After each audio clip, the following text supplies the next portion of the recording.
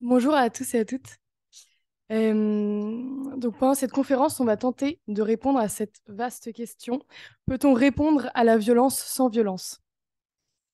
Avant de présenter les deux intervenants, je voulais peut-être faire trois petits points de distinction qui vont peut-être nous aider à nous projeter dans cette question.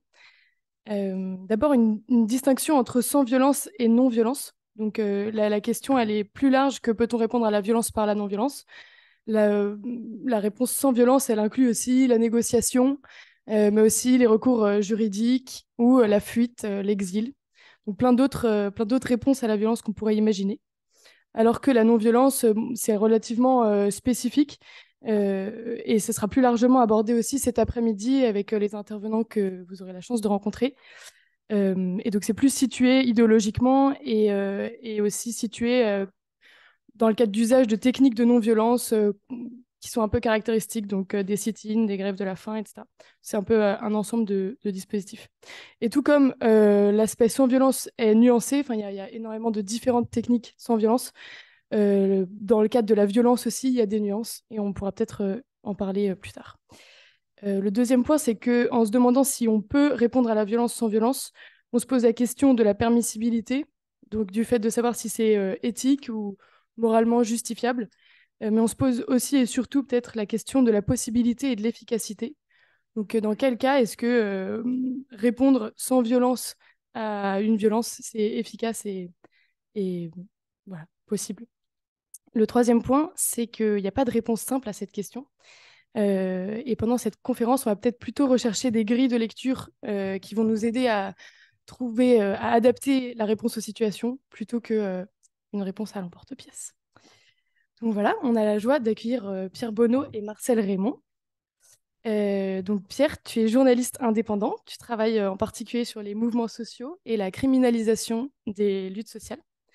Tu écris souvent, tu contribues souvent à Reporter, l'Humanité, Politis, Bastamag.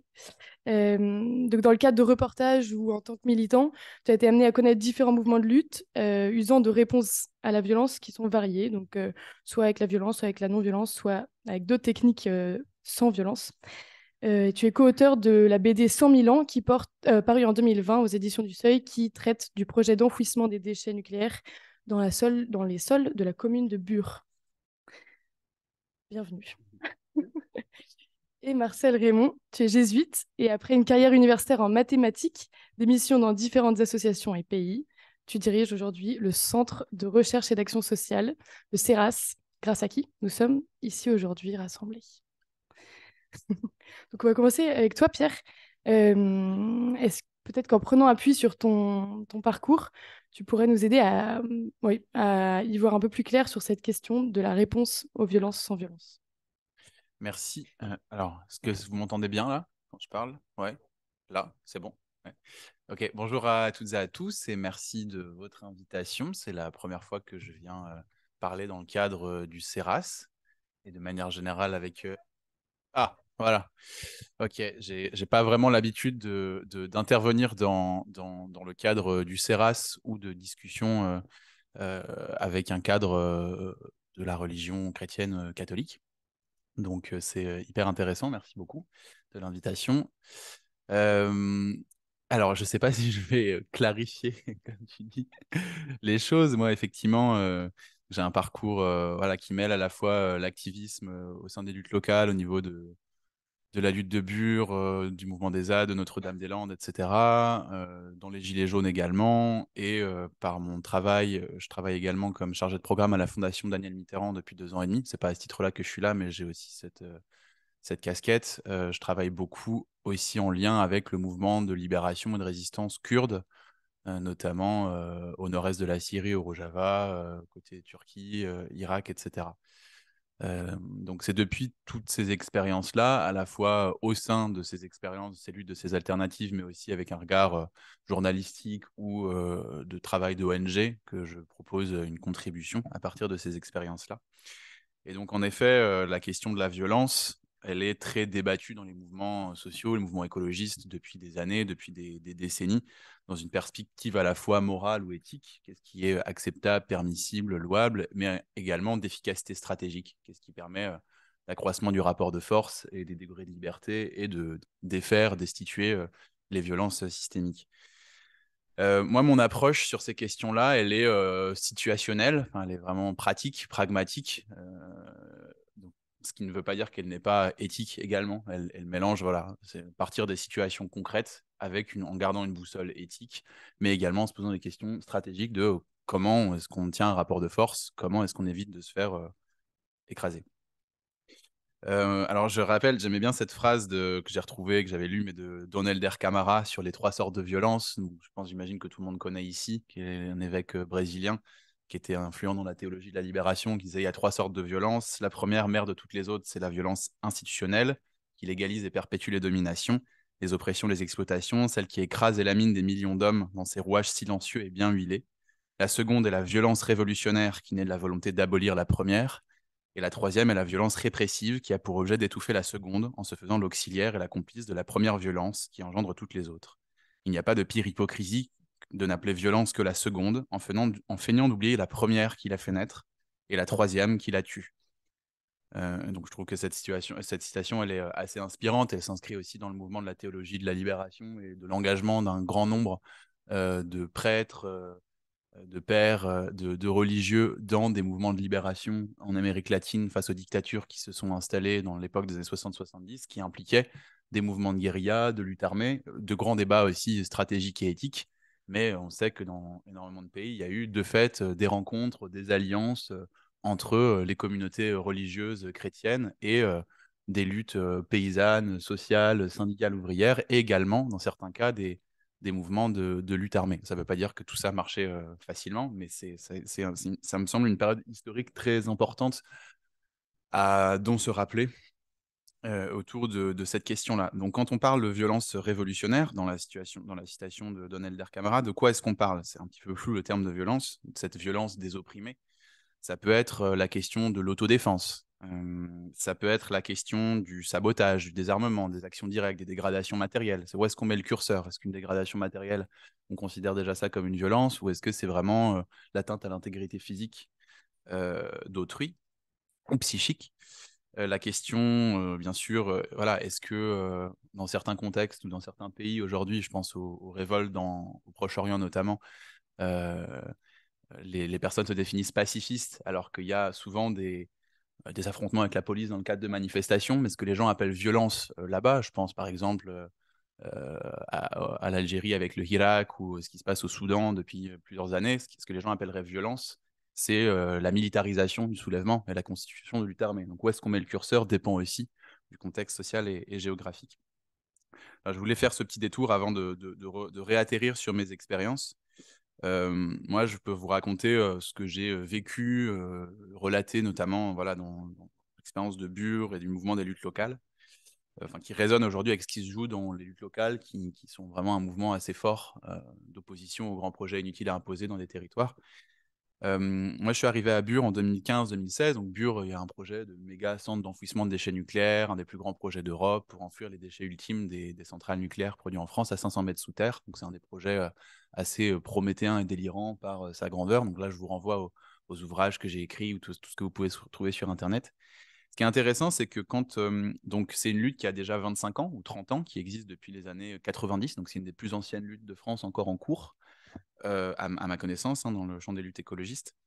Et ce qui était intéressant, c'était à cette époque, 2015-2016, il y avait une forme d'érosion du rapport de force ou comment je peux dire ça, les associations historiques étaient assez fatiguées. C'est-à-dire que le projet continuait d'avancer, il y avait une forme d'usure, comme vous pouvez vous imaginer, au bout de 25 ans de lutte, et un besoin de renouvellement d'un certain nombre de pratiques. Le logiciel principal était mobilisé des manifestations, alors de masse, il y avait un certain nombre de gens, mais ce n'était pas hyper massif, plutôt non violente de fait, des recours juridiques, etc., ou voilà, des recours à la visibilité médiatique. Mais le projet continuait d'avancer, il y avait assez peu de visibilité médiatique. Et ce qui était intéressant en 2015-2016, c'est qu'il y a une alliance entre un certain nombre de gens qui sont venus sur place, moi dont je faisais partie, d'organiser des campements autogérés, qui venaient plutôt des villes, des luttes sociales à l'époque, ou des générations qui étaient déjà nées dans le mouvement des ZAD, autour de Notre-Dame-des-Landes, autour de ce qui s'était passé à Sivins avec la mort de Rémi Fraisse. Et donc une jeune génération qui, entre guillemets, s'engageaient voilà, contre la destruction du vivant, avec un champ de pratiques qui pouvait inclure des pratiques d'action directe qui, à l'époque, pouvaient être considérées comme violentes. Et voilà, donc je parle ici des méthodes d'occupation de terrain, je parle des méthodes en effet d'autodéfense sur des zones occupées, donc comme on a pu le voir à Notre-Dame-des-Landes ou comme on a pu le faire à Bure, on a occupé une forêt pendant 2 ans. Donc un certain nombre de pratiques d'action directe. Et donc c'est ça qui s'est passé en 2015-2016, ça a été la rencontre entre des associations historiques, des paysans locaux, des habitants, des élus, déterminés, mais quand même assez fatigués et assez isolés, et toute une nouvelle génération de gens qui sont arrivés de la région autour, d'autres grandes villes, déterminés à empêcher ce projet par plein de moyens différents. Et donc le logiciel qui s'est plutôt installé à Bure à l'époque, c'est celui de ce qu'on appelle la diversité de pratiques ou de tactiques, qui inclut des actions non violentes, mais également des actions directes qui peuvent impliquer à la fois des dégradations matérielles, donc ça on peut considérer aussi, enfin, je rappelle que le curseur, on peut en débattre, et également des pratiques de confrontation avec les forces de police, notamment dans le cadre de la défense des zones occupées, la défense du territoire. Donc là, ça pose la question donc, de l'autodéfense. Donc c'est ça qui s'est passé en 2015-2016 et qui dure encore aujourd'hui, avec des hauts et des bas, des vicissitudes que je ne peux pas relater ici, mais ce qui me semblait intéressant, c'était de dire que ça s'est fait aussi dans une sorte d'alliance stratégique. C'est-à-dire on avait à l'époque, enfin je me souviens très bien, c'était des historiques de la lutte, comme on dit, qui disaient, mais nous, on ne nous a jamais écoutés quand on était gentils. Ça fait des années, ça fait des décennies qu'on répète, qu'on essaie de se faire entendre, qu'on lance l'alerte. On ne nous écoute pas, on ne parle pas de nous, le projet continue d'avancer. Et en fait, on n'en peut plus de s'exprimer juste avec la fleur aux dents. Et donc, en fait, là, ce qu'on remarque, c'est que depuis qu'il y a d'autres militants qui sont arrivés, qu'on occupe la forêt, oui, qu'il y a en effet qu'il y a une menace de réaction qui fait que les forces de l'ordre, quand elles essaient d'expulser, il y a une réaction, enfin que ça fait un rapport de force, que du coup, ils n'osent pas intervenir directement pour y revenir. Ça a produit un certain nombre d'articles, enfin, ça met le sujet à l'agenda médiatique. Voilà, il y a une constatation à l'époque d'une efficacité en fait de l'extension des pratiques de lutte avec cette approche de diversité des pratiques. Ça, ça me semble assez intéressant et ça rebondit peut-être sur une question qu'on posera plus tard, mais vraiment à cette époque-là, c'est pour ça que je parle toujours de l'approche stratégique, c'est qu'en fait, moi, en tout cas, en tant que militant ou en tant que, voilà, là je parle en tant que militant, 98% de mes pratiques d'action sont des actions non violentes de fait. Par contre, il y a eu certains moments où ça peut être d'autres choses dans certaines situations. Mais 98% du temps, on est vraiment bien, bien là-dessus. En tout cas, il y avait vraiment une pensée à Bure, mais qui est aussi le cas à Notre-Dame-des-Landes, et qui, de manière générale, c'est une forme de pragmatisme qui est en train de s'installer dans le mouvement des luttes locales, de vraiment réfléchir à comment est-ce qu'on articule les stratégies qui marchent le mieux en fonction de la situation et de l'état du moment du rapport de force. Et donc ça implique, nous à Bure, on parlait de l'articulation des barricades, c'est-à-dire il y a les barricades physiques d'autodéfense d'une forêt qui était occupée pour empêcher sa destruction dans le cadre des travaux, donc, comme il y a plein de zones occupées en France dans le cadre des luttes de territoire, des barricades de papier, donc les recours juridiques. Et donc là, c'était très intéressant, il y avait vraiment un travail en alliance avec le mouvement de terrain, les avocats. Enfin, il n'y avait pas du tout de séparation entre le côté recours juridique et occupation. Au contraire, même, l'occupation de terrain permettait parfois de gagner du temps pour s'allier complètement à la stratégie juridique, et les barricades médiatiques, donc, qui étaient vraiment un vrai travail, mais comme on a pu le voir aussi, je pense, voilà, à Notre-Dame-des-Landes, de mettre le sujet à l'agenda, trouver des formes créatives pour faire parler du sujet et désactiver surtout le discours de division médiatique qui cherche systématiquement à produire voilà, une image des personnes qui s'engagent comme des agitateurs extérieurs, des violents radicalisés qui mettent en péril la société. Donc c'est toujours essayer de trouver des formes créatives qui montrent que voilà, il y a de la joie, etc. Euh, voilà, bon, on pourra revenir là-dessus dans les questions, mais du coup, cette stratégie-là, en 2015-2016, a permis d'occuper une forêt, enfin, voilà, de recours à des pratiques qui n'avaient jamais été faites en 25 ans. Ça a permis de retarder les travaux pendant 6 ans, depuis 6 à 7 ans, donc il y a une vraie efficacité tactique. Dans l'autre sens, ça a évidemment créé un déchaînement de violences judiciaires, policières, une militarisation du territoire. Enfin voilà, donc ça, c'est réel aussi. Donc ça a abîmé d'une certaine manière aussi à d'autres endroits. Mais il y a un ancrage aujourd'hui, enfin, la lutte, elle est toujours vivante. Certes, il y a eu la répression, mais ça n'a pas cette répression n'a pas détruit aussi le mouvement. Là, je dis ça quand on pense à la pérennité et le long terme, la stratégie de non-violence qui est vraiment qui vise à accroître le rapport de force sur plusieurs générations. Et donc, voilà, je pense que c'est une approche très importante et c'est pour ça que je mentionne ça sur Bure. Bon, voilà, c'est les mêmes approches qui ont cours et qui ont eu cours à la ZAD de Notre-Dame-des-Landes et qui, voilà, selon moi, ont permis le succès, c'est-à-dire la combinaison d'énormément de pratiques, mais qui inclut des pique-niques familiales, des manifestations de masse non violentes, mais aussi de l'occupation de territoire, des actions directes, mais également des sabotages, qui peuvent être éclatés dans le temps et dans l'espace. On ne parle pas de tout le monde fait les choses au même moment. L'idée, c'est qu'il y ait de la place pour tout le monde, et il y a vraiment un soin et un souci de ça dans les cadres de préparation, que tout le monde puisse au maximum s'y retrouver dans les pratiques d'action. Et c'est ça qui me semble assez intéressant, en tout cas avec cette approche, ou que moi j'ai vécu ou que j'ai couvert, voilà, de ce qui s'appelle la diversité des pratiques, et qui a été inspiré également d'expériences du mouvement antinucléaire allemand, notamment dans la région de Gorleben, où depuis 45 ans, des gens se battent aussi contre des centres d'enfouissement de déchets nucléaires, avec des méthodes de désobéissance, enfin, qui incluent la désobéissance civile de masse, mais également, et c'est réparti dans l'espace, vous voyez, c'est tout un territoire, donc il y a le coin plutôt familial, il y a le coin avec des personnes, des paroisses locales qui font des actions de chant, des choses comme ça, où il y a des sit-ins, il y en a qui enlèvent des ballasts sur les voies de chemin de fer un peu plus loin, et le tout est éclaté dans l'espace pour qu'il y ait une combinaison des différentes formes d'expression. Et donc ça, je finis là-dessus sur les luttes locales. Depuis plusieurs années, ça fait 10 ans qu'il y a des luttes locales un peu partout en France, mais cette espèce d'approche pragmatique et stratégique, ce logiciel de pensée, il s'installe de plus en plus dans les luttes locales. En tout cas, moi, c'est ce que j'observe en tant que participant ou personne qui suit ce qui se joue là. Vraiment ce pragmatisme. Ce qui ne veut pas dire qu'il n'y a pas de boussole éthique. Enfin, personne ici ne parle de violence aveugle. Enfin voilà, c'est pas du tout ça le sujet. La question, c'est juste comment est-ce qu'on se dote à un moment de formes d'action parfois à un certain moment plus inattendues et éruptives. Donc là, on pense à beaucoup l'occupation. Hein. On ne parle pas forcément de la confrontation avec la police, mais qui vont nous permettre de, à un moment, renforcer le rapport de force, être plus visible au niveau médiatique, surprendre les porteurs de projets et le système enfin, dont ils participent.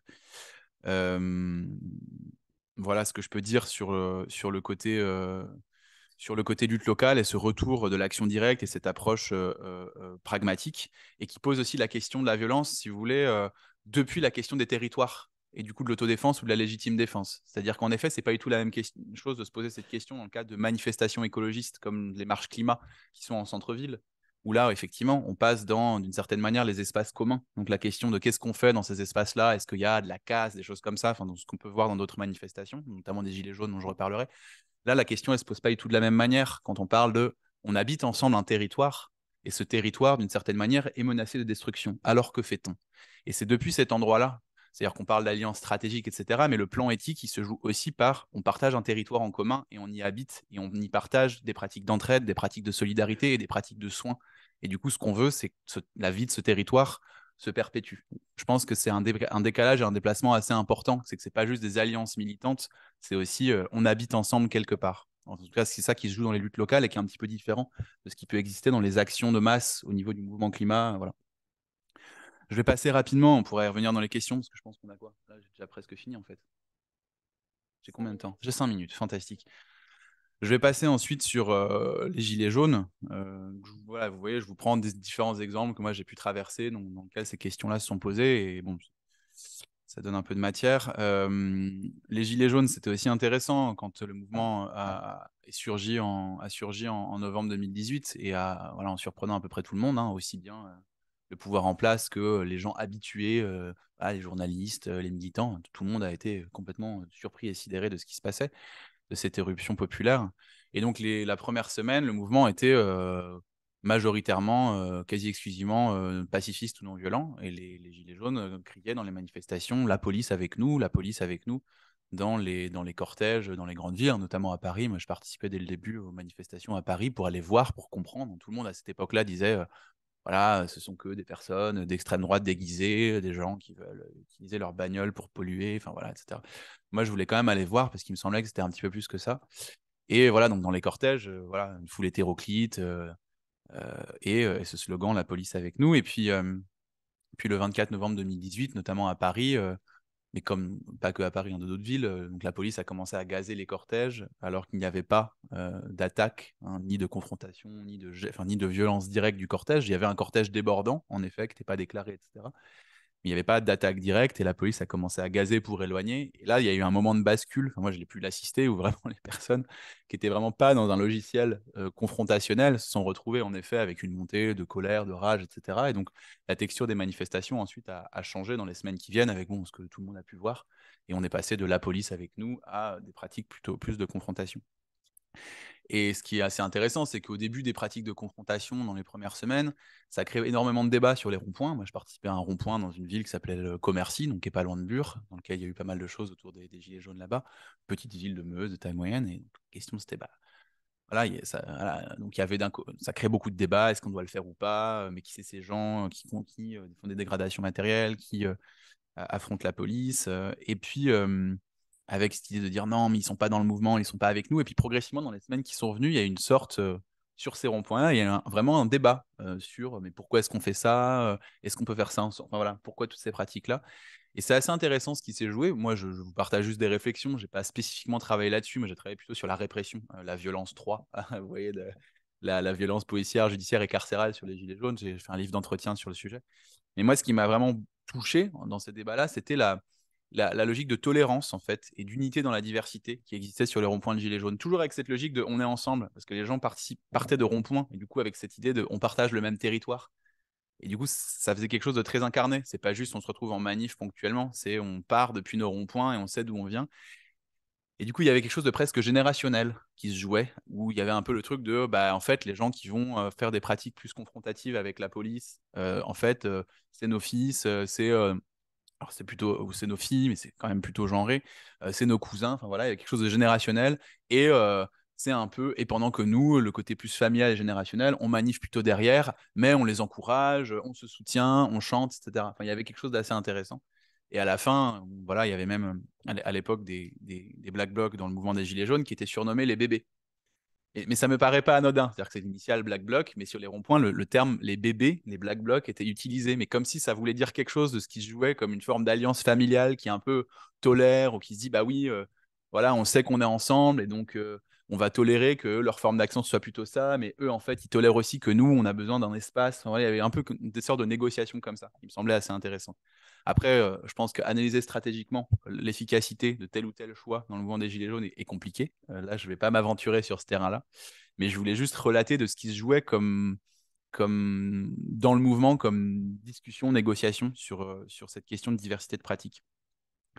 On peut observer que ces formes d'alliance, de diversité de pratiques, elles jouent aussi dans énormément de soulèvements populaires. Donc depuis le printemps arabe de 2011, il y a énormément de révoltes dans le monde. Et depuis 2019, il y a un nouveau cycle. On a tous pu voir ce qui s'est passé au Chili, à Hong Kong, au Liban, au Soudan, en Algérie, en Iran, à plusieurs reprises, largement réprimé, en Irak, enfin voilà, j'en passe. Il y a des dizaines de pays où il y a des énormes mobilisations populaires et sociales, souvent très éruptives, où le rôle traditionnel des forces syndicales sont présents, mais avec énormément aussi de forces plus enfin, des personnes qui ne sont pas organisées dans les formes classiques des mouvements.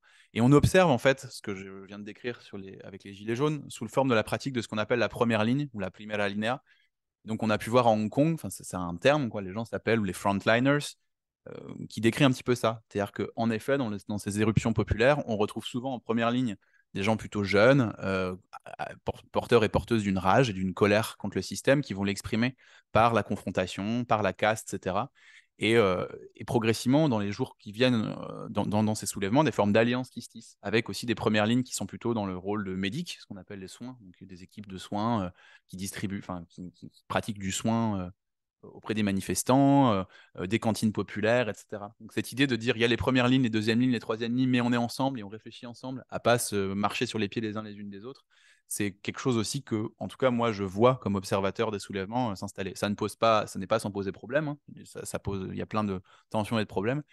Mais par exemple, également au Chili, très intéressant dans le soulèvement populaire, donc quand il y a eu le soulèvement en octobre 2019, donc voilà, après l'augmentation des prix du ticket de métro, ça a été très éruptif, beaucoup de stations de métro se retrouvaient à brûler, etc.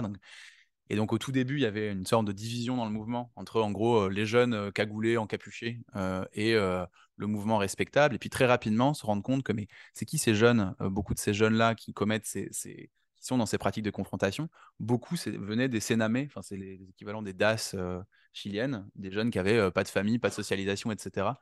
Une rage au cœur, enfin, voilà, des réflexions aussi sur cette idée d'un mouvement comme une forme de famille, enfin quelque chose qui se jouait dans ces alliances-là, de dire mais en fait ces gens qui s'expriment de cette manière-là, c'est pas possible en fait de les écarter, de dire ils sont pas dans le mouvement, ils sont pas avec nous. Plutôt en fait on va réussir voilà, comment est-ce qu'on peut faire des alliances, comment est-ce qu'on peut parler de ça dans les assemblées qu'on fait dans les territoires, etc., etc.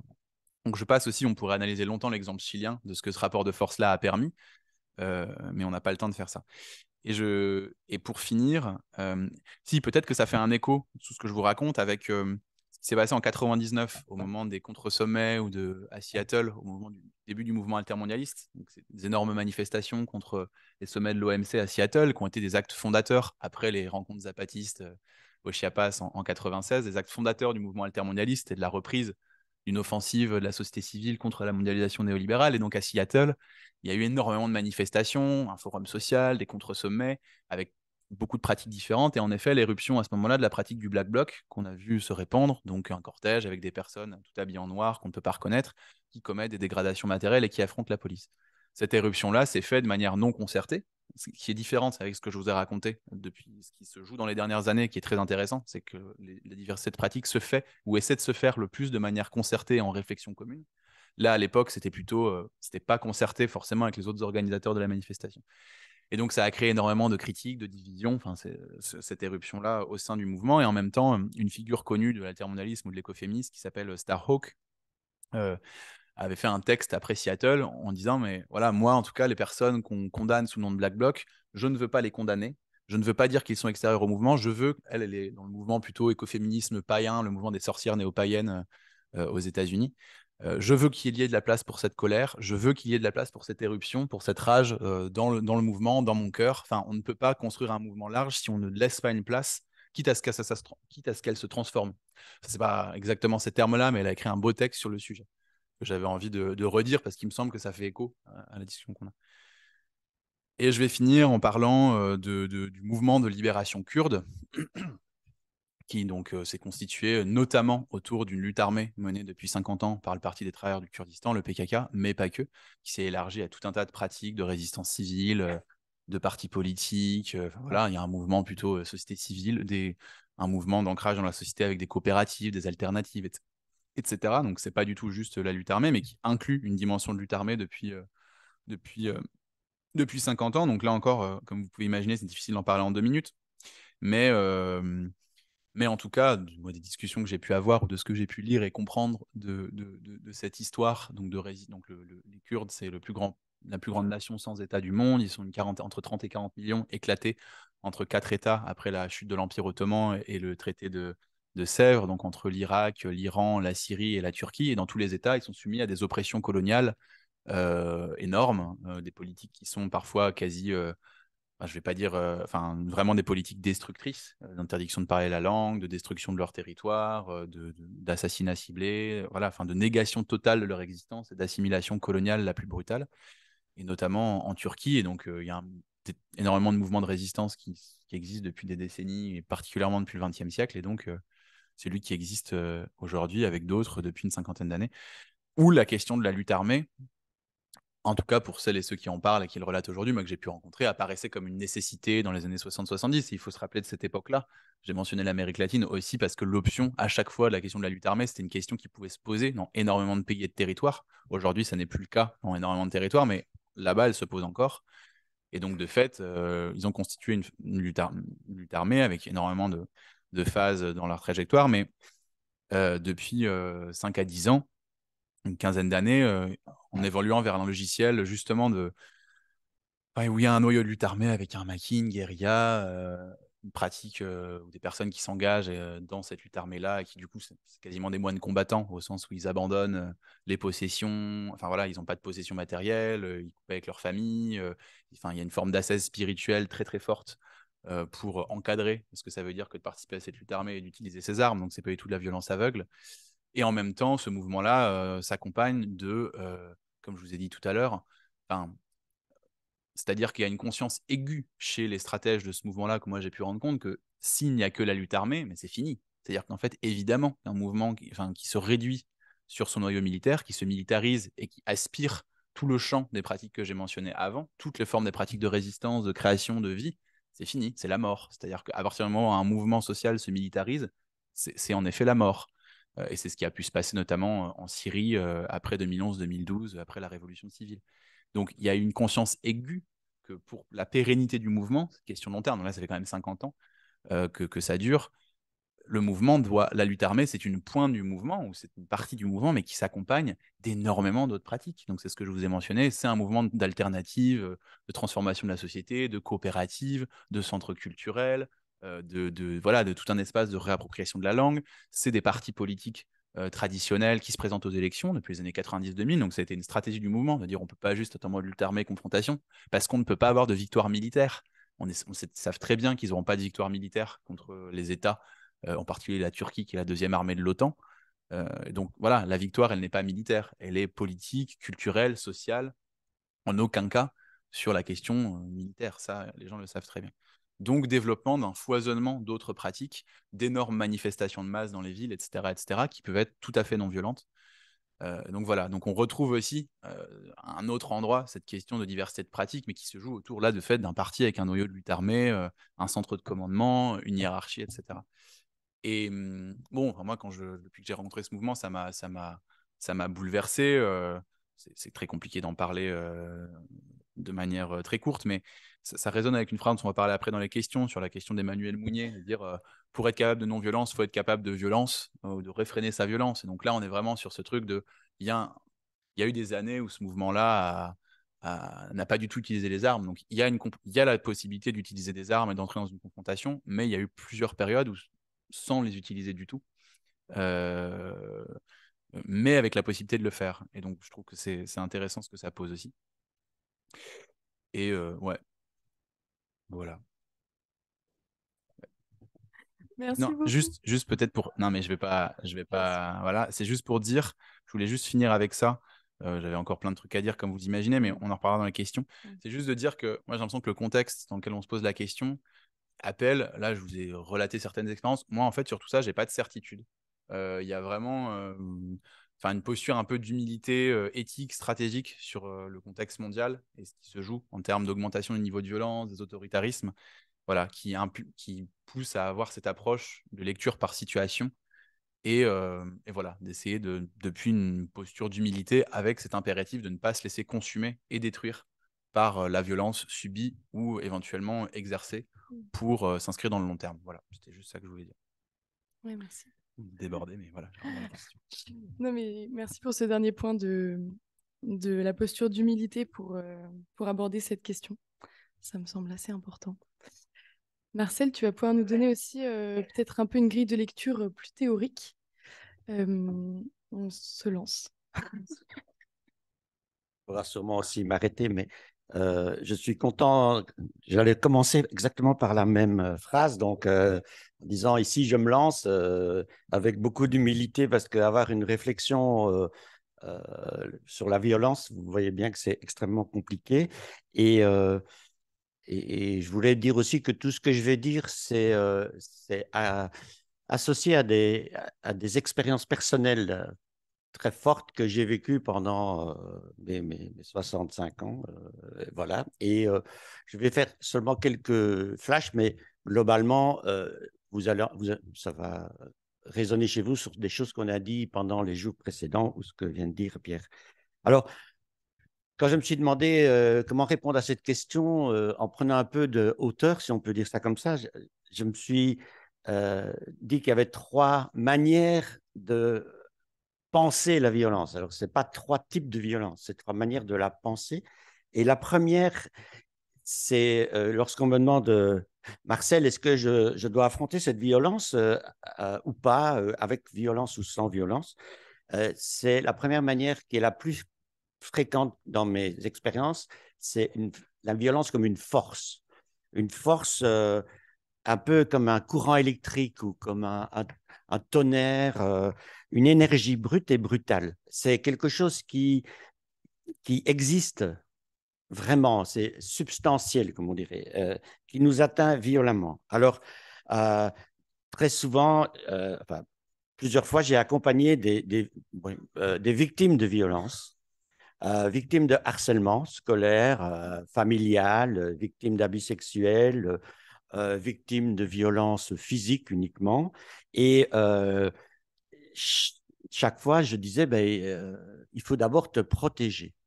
Et donc, la réponse à la violence, très souvent, était d'abord une fuite salutaire, dans le sens où c'est simplement de survivre. Alors, pour moi, la fuite n'est pas du tout négative.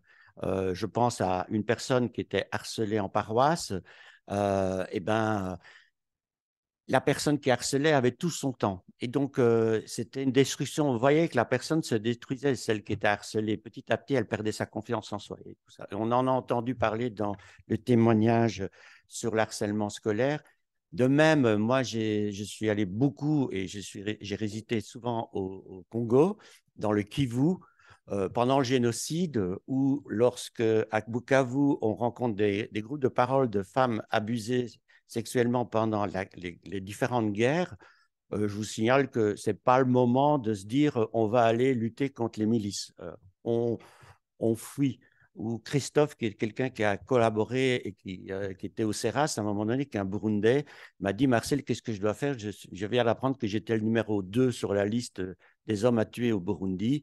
Est-ce que je m'enfuis? Et ça lui a mis 6 mois à réfléchir et il est revenu en Belgique pour fuir simplement après. Voilà. Et donc, c'est des choses qui sont souvent dictées par un rapport de force et il faut se protéger. Il ne faut pas oublier ces rapports de force. On n'est pas tous des David contre les Goliaths, on est des fois simplement des petits contre des machines de guerre. Il y a aussi des acteurs de violence. Et personnellement, moi, je suis colérique et j'ai frappé mes sœurs, ça c'est sûr, ça, elles s'en souviennent, et moi aussi. Et, et c'est un travail difficile de lutter contre la violence quand on est soi-même violent. Souvent, c'est une force qu'on essaye soit de dévier ou soit qu'on envoie quelque part. Et donc, on peut, parce qu'on a reçu de la violence, la redistribuer comme une force, une balle, on la renvoie sur quelqu'un de plus faible. Et j'ai vu ça dans plusieurs moments de ma vie, surtout au travail. On voyait les gens étaient violents, mais en fait, c'était simplement parce qu'ils subissaient de la violence. J'ai participé à des groupes de femmes battues.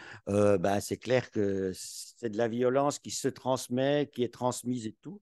Et, euh, et c'est compliqué de gérer ça sans violence, sans la remettre sur quelques d'autres personnes. Euh, et voilà, c'était comment faire ça. Je connais des abuseurs qui ont fait appel au droit, au tribunal, simplement pour pouvoir être contrôlés par un tiers. Donc, pouvoir parler en disant, écoutez, j'ai besoin non pas seulement d'une aide psychologique, mais d'une aide juridique, c'est-à-dire qu'on m'oblige à faire certaines choses. C'est pas simple à faire ça. C'est surtout un apprentissage très long de la patience de pouvoir se dire, moi, c'est un peu ça sur la colère, c'est allez, bon, avant, je vais me mettre en colère, mais la colère, le problème, c'est qu'on ne sait pas que c'est juste avant, donc il faut, voilà. Et un troisième victime, acteur, et puis il y a les témoins de la violence. Et ça, c'est quand même, je dirais, 99% de notre état. On voit la télévision, on est dans la rue. Je donnais un cours pendant plusieurs années sur les crises humanitaires. Et la première chose que je disais, c'est comment est-ce que vous réagissez à un mendiant dans la rue de Namur, je viens de Namur, qui vous demande, est-ce que vous l'accusez ou en disant mais pourquoi tu ne travailles pas, ou est-ce que vous fermez les yeux, on en a entendu parler dans le métro là, ou est-ce que vous fouillez, fermez, enfin voilà, c'est très compliqué. Et la manière dont j'en parlais, je répondais à des gens qui se posaient cette question-là, c'était un exemple que j'ai vécu moi-même quand j'étais très jeune, à 19 ans. J'étais à Calcutta face à une mendiante toute jeune qui devait avoir 14-15 ans, qui avait été clairement handicapée pour mieux gagner sa vie en tant que mendiante. Donc, et la question, c'est est-ce que je donne ou je ne donne pas? Si je donne, évidemment, ça va renforcer le système d'handicaper les mendiants ou de prendre des petits-enfants ici à Paris dans la neige pour être sûr que ça marche mieux. Si je ne donne pas, je sais que la jeune fille, elle se ferait tabasser le soir parce qu'elle n'a pas assez rapporté. Donc, comment faire? Dilemme. Bon, ma réponse que j'ai eue à ce moment-là, grâce à quelqu'un qui m'a aidé, c'est il y a ici et maintenant ou ailleurs et plus tard. Et donc, je me suis dit, je n'oublierai jamais cette jeune fille. Et bon, c'est vrai que je ne l'ai pas oublié puisque c'est quand même ce visage-là qui m'a fait rentrer chez les Jésuites. Parce que je voulais aller, ne pas laisser passer cet événement traumatisant pour moi. Ici et ailleurs, ben voilà. Vous avez les médecins du monde, les médecins sans frontières, c'est ici et maintenant. D'autres, des avocats sans frontières, c'est essayer de changer la TPI et tout ça, c'est faire des rapportages pour ailleurs et plus tard pouvoir parler de la violence. Difficile de ne pas y répondre à cette violence brutale, disons, de force. L'image de ça, c'est il a été un peu conceptualisé. Alors, je ne vais pas aller trop dans les concepts, mais c'était surtout, je pense, quand même le principe du bouc émissaire. C'est-à-dire, par René Girard, vous avez un livre de Bernard Perret, mais il y a d'autres sur le sacrifice d'Isaac. C'est-à-dire que la violence, elle doit passer de l'un à l'autre et puis arriver au sacrifice d'Isaac. Et parce que la violence est une sorte de force qui se rend. Alors, qui ne se perd jamais, avec Jésus-Christ qui serait le bouc émissaire, le sacrifice ultime qui ne répond pas à la violence. Euh, et, euh, et c'est vrai qu'il existe des gens qui sont un peu des prises de terre de la violence, des annihilateurs de la violence, un peu comme du courant électrique, ben, il y a une prise de terre. Et donc, certaines personnes absorbent la violence et ne la renvoient pas. Euh, c'est ce que dit Jésus, mais pourquoi est-ce que tu me parles ainsi alors que bon, ben, on l'attaquait violemment, des paratonnerres de violence. Malgré qu'on puisse être des paratonnerres de violence, pour me dire quand je dois... Hein? Voilà. C'est une des choses importantes dans les paratonnerres de violence ou dans les victimes de violence, c'est ce que j'appelle l'importance des cicatrices. Les cicatrices, c'est le fait qu'on puisse, ça montre qu'on est survivant, qu'on a réussi à traverser. Les cicatrices, c'est ce qui renoue les deux lèvres de la plaie. Et donc, voilà. Moi, j'aime beaucoup une phrase qui me porte beaucoup, c'est dans la prière de Saint Ignace, ou plus ou moins l'âme du Christ, c'est dans tes blessures, cache-moi. Ou comme dans le psaume, protège-moi Seigneur. Voilà. Donc, on a besoin d'être protégé. Deuxième, j'en parlerai plus rapidement parce qu'on en a déjà beaucoup parlé ici, c'est penser la violence comme un symptôme. C'est l'expression d'autre chose. Et donc, c'est l'expression principalement de péché, de l'envie, de la jalousie, de la peur. Voilà. Et chez René Girard, de nouveau, on peut dire que la violence, elle vient avec le mimétisme, c'est-à-dire l'envie d'être semblable à l'autre et d'éliminer toute différence. C'est clair que quand vous avez deux ballons exactement les mêmes, que vous mettez deux enfants devant ces deux ballons, la première chose que c'est pas chacun un ballon, ils veulent le même ballon, ils veulent celui de l'autre. Et voilà. Donc, ils vont se disputer pour le même ballon alors qu'ils ont chacun la possibilité. Et cette question-là, je ne vais pas trop l'aborder, mais pour moi, elle est essentielle. C'est dans Caïn et Abel, qui est le premier meurtre violent. C'est la question de la propriété privée, l'appropriation. Alors, si vous lisez un peu Caïn et Abel, bon, là, vous pouvez lire David Graeber, Gaël Giraud, puis d'autres aussi. C'est Abel, c'est l'éleveur, le nomade, Caïn, c'est l'agriculteur, le sédentaire. Si vous allez regarder Lucky Luke, des barbelés sur la prairie, c'est les cow-boys qui sont avec leurs bisons et qui bougent, et puis il y a l'anglais qui vient construire ses clôtures, le mouvement de clôture, qui fait que la violence entre nomades et sédentaires, là, les nomades, c'est la terre est un commun qu'on partage et on va boire à la source pour ses brebis et autres. Et l'autre, on prend une propriété, on la ferme pour ses propres choses. Alors, je ne dis pas que les sédentaires sont mauvais et les nomades sont bons. Ce qui est certain, c'est que dans la Bible, Caïn n'a pas été agréé par Dieu alors qu'Abel l'a été, ce qui a noué cette violence. C'est la question de la destination universelle des biens et de la terre. pour moi, c'est important parce que si vous prenez, bon, j'ai beaucoup été en Afrique, mais aussi aux Philippines, en Inde et en Amérique latine, la question entre les nomades et les sédentaires sont principalement, avec le Sahel qui descend, une question de guerre. Enfin, je veux dire, on n'est pas là en train de parler simplement des... Et quand on prend les migrants et les sédentaires, on a de nouveau la question de, ben, il y a des espaces qu'il faut partager. Il y a des techniques de non-violence par rapport aux symptômes qui permettent de déraciner les raisons de la violence. On peut sourire, on peut faire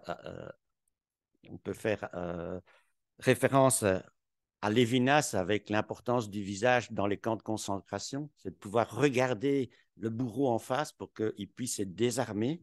Donc ça, c'est des possibilités. Cet après-midi, il y aura des ateliers sur la non-violence, donc je ne vais pas aller plus loin. Et je termine par une troisième manière de penser la violence, qui est la manière structurelle, systématique dont on a parlé, un peu comme une arène, comme une famille mais mafieuse ou un système qui pousse à la violence. Alors, la réponse que moi je donne par rapport à ces gens qui se disent, mais face à cette violence structurelle, systématique, je pense que la première chose, c'est de la déconstruire. C'est ce qu'on a essayé de faire au début, hein, de déconstruire les chiffres, déconstruire les peurs, déconstruire les choses. Bon, j'avais pensé vous parler un peu de Derrida sur la force de la loi, mais on en a pas mal parlé, donc je vais passer et puis on pourra revenir sur mais surtout la question de l'éthique et donc dans la doctrine sociale, puisque c'est quand même le CERAS, il y a ce qu'on appelle la structure de péché. Alors, la structure de péché, pour ceux qui ne connaissent pas, mais je pense que vous connaissez, c'est l'accumulation de péchés individuels. Voilà. Pour moi, c'est un stalagmite, c'est-à-dire c'est chaque goutte qui tombe et qui fait un stalagmite, mais un stalagmite, c'est hyper dur, donc c'est bien solide.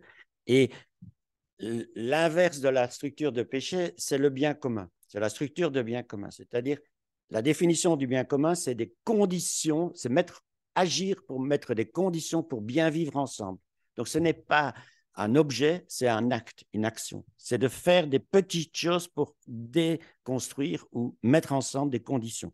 Par exemple, allumer une rue qui fait peur, mettre de l'éclairage pour un politique, ça peut être une manière d'agir pour le bien commun. La politique est une action pour le bien commun. Et là, vous en avez des milliers de possibilités d'action, non violentes ou violentes, mais qui sont toujours pour mettre des conditions pour améliorer le bien vivre. Alors, la loi est évidemment le plus facile pour faire en sorte que les conditions du bien vivre soient non violentes. Donc, on fait changer les systèmes de régulation. La révolution, on en a parlé, mais il y a aussi la question de tous les choix du moindre mal. Disons, quand on est face à un système comme ça, par exemple, j'ai écrit un petit article sur l'éthique des armées à partir de militaires qui avaient réfléchi à ça, c'est la question du moindre mal. Alors, le moindre mal, c'est si on utilise la force, il faut l'utiliser de façon économe. C'est-à-dire, il ne faut jamais qu'elle dépasse l'objet. Alors, on pourrait dire, mais toute utilisation de force est mauvaise. C'est ce que dit le pape François, mais en même temps, il est le premier à dire, si à un moment donné, on injurie ma maman ou quoi, c'est sûr que la personne il va recevoir. Donc, il y a le principe et puis il y a la réalité du terrain. Et j'aime la question du bien commun parce que vous avez des petites choses, par exemple dans une école où il y a de la violence, aux Philippines, ils ont construit une salle de paix, c'est-à-dire une salle où les gens peuvent se poser, parler ensemble. Vous avez dans des pays où on parlait du nucléaire, là, ben, voilà. En Belgique, ça fait 25 ans qu'on travaille pour essayer de faire de la Belgique un pays non nucléaire, sans nucléaire. Ce qui s'est passé, c'est qu'il y a eu des manifestations non violentes, ça. Puis finalement, le parti écologique belge, flamand et wallon sont passés au gouvernement. La première fois, ils ont dit il faut qu'on supprime les centrales nucléaires. On a dit oui, oui, oui. Puis bon, il y avait des crises d'énergie et tout ça. Cette fois-ci, hier, ils ont décidé d'arrêter une des premières centrales alors qu'on est en pleine crise énergétique, parce que le gouvernement tombait si on ne le faisait pas. C'est ce qu'on appelle, et je termine par là, si j'ai encore 3 secondes, la colonne vertébrale. Dans le cours où je donnais sur les crises humanitaires, j'ai fait venir, et je ne suis pas le seul, mais j'ai fait venir Olivier Van de Castel, qui était le directeur de Médecins du Monde en Belgique, qui nous disait aux étudiants, voilà, on devait choisir en Roumanie, est-ce qu'on donne des vaccins anti-sida, enfin, ou des traitements anti-sida à des orphelins. On avait droit à 1000 vaccins ou 1000 traitements, il y avait 10 000 orphelins. Est-ce qu'on prenait les plus forts, dont on était sûr qu'ils allaient peut-être bien bénéficier, ou les plus fragiles, en sachant que l'efficacité allait dépendre le renouvellement des financements. Alors là, tout le monde a posé la question. Moi, non, non. Il a dit, nous, à Médecins du Monde, on ne s'est pas posé la question. Dans notre charte, il est écrit, Médecins du Monde est fait pour les plus fragiles. Point. On avait réfléchi à la question avant d'être face à la violence. On s'était fait sa colonne vertébrale. Et Olivier Van de Castel, pour l'instant, il est dans une prison en Iran parce qu'il a été dans les camps de réfugiés pro-kurdes, justement, et afghans, et il a été battu avec 70 coups de fouet et il est condamné à 40 ans de prison. Et donc là, en Belgique, voilà. Et ce type, il a une colonne vertébrale, mais une colonne vertébrale, ça se casse. Voilà. Merci. Ce qui me frappe aussi dans les deux exposés, c'est qu'il y a plusieurs notions qui sont revenues et qui vous sont communes, peut-être l'importance de la terre, avec Caïn et Abel, mais aussi ouais, l'usage dans les luttes territoriales, l'importance qu'a cette terre partagée. Voilà, il y a pas encore de questions qui émergent, mais si le public veut réfléchir et trouver la bonne question, on pourra avoir le temps ensuite. Et de la même manière, la question du bien commun et d'avoir une proposition d'idéal, une proposition positive. Donc justement, dans cette terre, par exemple, dans les différentes luttes que tu citais, on vit aussi quelque chose de positif, quelque chose qui relève d'un idéal, donc justement de partage ou des manières de communiquer entre nous, de se concerter, etc. Et de la même manière, voilà, la question des structures du péché, mais aussi des structures de bien commun. Là aussi, s'il y a des questions qui émergent, c'est chouette. Mais sinon, on peut peut-être revenir un peu sur la question de la diversité des pratiques dans les luttes, même si tu as déjà pas mal abordé cette question. Oups. Dans quel, j'ai trouvé ça intéressant que tu parles de l'importance de faire famille justement entre des groupes qui sont donc qui utilisent la violence, d'autres qui l'utilisent pas, d'autres qui utilisent d'autres formes d'expression de la lutte. Et donc il y a des moments où ça se nourrit très bien entre soi et des moments où ça se met parfois peut-être en échec.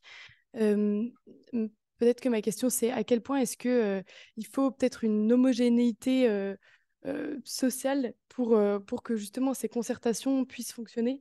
Et quand même, il faut un énorme degré de bienveillance pour accepter que d'autres utilisent des techniques qui peuvent risquer de mettre en échec notre stratégie. Est-ce qu'il n'y a pas quelque chose au niveau sociologique qui doit se passer pour que ça puisse justement se nourrir? Alors, c'est une grosse question. J'avoue que je ne peux pas trop répondre à ça sur le plan social, sociologique, de l'homogénéité. Quelque chose de l'ordre de la confiance, je pense, en fait, qui se joue dans ce que moi j'ai pu vivre autour des luttes locales ou des luttes territoriales, qui vient du fait de partager un même territoire ou de s'y rapporter et d'avoir c'est plus qu'un idéal, c'est aussi des pratiques, quoi. C'est en fait, on est là pour que ce territoire y vive, pour le transformer. Enfin, à Bure, c'était très clair, quoi. C'est des territoires, la Meuse, qui sont marqués par la Première Guerre mondiale, la Deuxième Guerre, l'agro-industrie. C'est des territoires désertifiés dans lesquels, voilà, qui deviennent un peu la poubelle, les armes de destruction massive, en fait, du XXe siècle. Hein, parce qu'à Verdun, qui est à 80 km de Bure, il y a toujours des obus de la Première Guerre mondiale qui explosent et qui ont pollué tous les sols. Donc, on est vraiment sur des territoires, des zones de relégation des pires horreurs que le XXe siècle a produit. Et donc, c'est des territoires où la vie se perd d'une certaine manière. Hein. Les villages dortoirs, les habitants sont malades, vieillissants, les jeunes partent dans les grandes villes. Il y a Nancy à côté, mais au-delà. Donc la question de qu'est-ce que ça veut dire que de bien vivre de bien vivre au pays, qui était une expression qui est utilisée dans les années 70-80. Il y avait des affiches de certains magazines de l'époque il y avait les luttes à Plogoff et les luttes à Longwy, donc les luttes contre la fermeture des sidérurgies en Lorraine, des alliances entre lutte syndicale et lutte écologiste, avec cette idée de bien vivre au pays, quoi. Et bon, bah, Longwy, ça a perdu quand on monte en Lorraine. Enfin voilà, c'est des territoires, la question du bien vivre et les pratiques pour ça. Donc moi, je parlerais vraiment à cet endroit-là. Et ça crée de la confiance, le fait de sentir que oui, en fait, les gens, ils habitent là, ils se projettent dans le territoire, ils ont d'autres pratiques. Bon, je sais pas, moi, enfin, voilà, ils sont engagés dans, je sais pas, il y en a qui font du théâtre, il y en a qui font du maraîchage, il y en a qui font, j'en sais rien. Donc je sais pas, il y a sans doute probablement une dimension sociologique de capacité, de discussion, d'expression, de participation, enfin de tout un tas de dispositions, d'habitudes qui font que oui, tu peux participer à des réunions, oui, tu peux avoir une disposition à la négociation, à apprendre sur soi, etc. Mais il y a quand même vraiment cette dimension de confiance. Après, ça ne veut pas dire qu'il n'y a pas plein de tensions, parce qu'en fait, la lecture stratégique de qu'est-ce qui est bon à un moment ou pas dans le rapport de force, et donc de la question de la proportion, qu'est-ce qu'il faut faire ou ne pas faire, dans quel espace il faut le faire, si on fait une manif là, est-ce qu'il faut qu'il se passe ça ou ça? Enfin, vous voyez, comme une forme de ça reste des vrais débats et qui sont des débats houleux, ou la question de à quel point il y a une colonne vertébrale qui est préparée face à la répression. À Bure, ça a été une grosse question en 2018 où la répression étatique a été extrêmement forte pour enfin, le type de lutte qu'on était. Hein. C'est pas par rapport à d'autres pays. Tu parlais de l'Iran, enfin, on est sur des trucs, c'est rien. Mais par rapport à ce qu'on était, c'était énorme. Et donc ça peut aussi énormément déstabiliser les mouvements et créer justement de la division, de la dissociation, parce que tout le monde n'est pas préparé à assumer le coût à payer. Et là, il y a une question sociologique aussi qui se rejoue à cet endroit-là. C'est-à-dire qu'en effet, des personnes avec probablement moins de capitaux culturels, économiques, moins installés dans la vie, sont probablement prêts à aller plus loin, donc aussi générationnellement, hein, plus jeunes, que des personnes plutôt dans les milieux associatifs voilà, qui sont installés dans le territoire et qui ont d'une certaine manière plus de choses à perdre. Donc je crois qu'aussi la question, elle se joue à cet endroit-là, sur comment est-ce qu'on arrive à trouver un terrain d'entente. Enfin, c'est des petites pistes que je pourrais donner. Et peut-être aussi, quand même, là ça me fait raisonner avec la question des gilets jaunes, sur la question sociologique, c'est que moi j'ai remarqué beaucoup de mépris de classe en fait dans les milieux, les mouvements sociaux écologistes par rapport aux gilets jaunes, et notamment sur les manières de s'exprimer en assemblée. Parce qu'en fait, en effet, on n'est pas dans les formes policées et convenues de la démocratie délibérative où chacun prend les tours de parole, etc. Vous voyez, il y a quelque chose de beaucoup plus éruptif parce qu'il y a quelque chose de l'ordre, on retrouve une parole ensemble. En fait, on ne s'est pas parlé depuis 40 ans à 50 ans dans nos territoires touchés par le néolibéralisme. Et là, on se reparle. Donc forcément, c'est un peu le bazar. Ça crie, ça prend pas. Enfin voilà, c'est pas des formes d'expression. Et pourtant, il y a quand même quelque chose qui se passe, mais il faut du temps et justement de la confiance parce qu'il y a en effet toujours cette notion de commun qui est importante. Euh, voilà.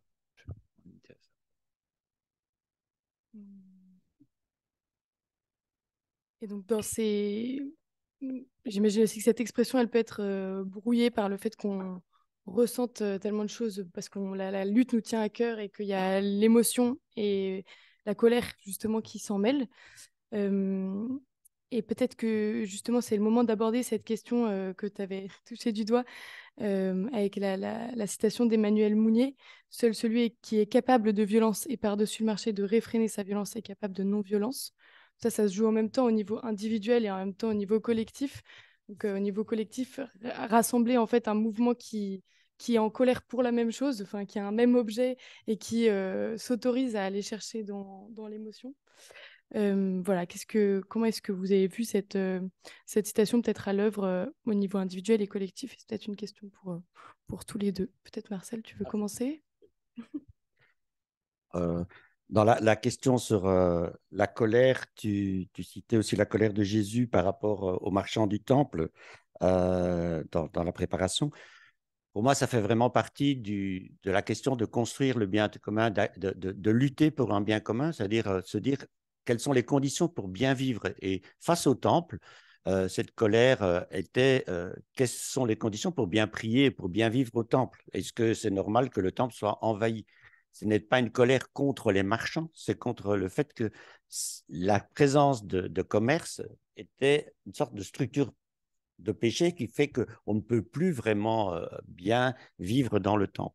Donc ça, c'est ma réponse. Maintenant, je pense que par rapport à ce qu'on dit aussi sur la colère et sur la parole de Mounier, il faut une certaine violence pour pouvoir se réfréner. J'aime bien une phrase qui a été dite par Étienne Grieux ici lors de son homélie pour la nativité. Disons, c'était il faut pouvoir s'engager pleinement en se démaîtrisant aussi pleinement, sans laisser. Alors, vous avez des livres de Lita Basset, par exemple, qui sont, je crois que c'est Aimer sans dévorer, ou voilà.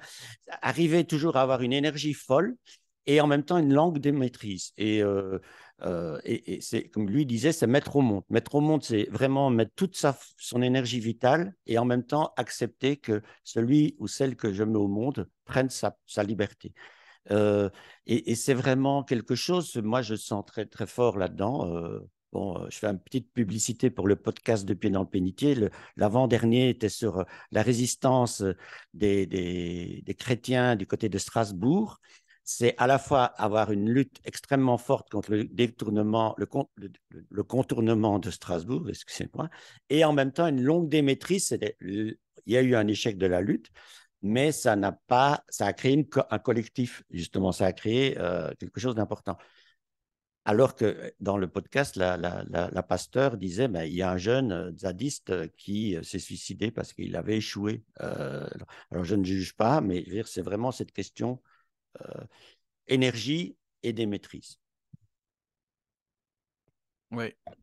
Bah, l'exemple que tu mentionnes à la fin, c'est sûr qu'en tout cas au niveau de Bure ou de manière générale dans le mouvement des luttes locales, ou la question sociologique, ou ce que je mentionnais au Chili avec les jeunes qui sont, enfin, voilà, qui, avec une rage au corps pour plein de raisons, de trajectoire de vie, de privilèges, d'accès à des capitaux, etc.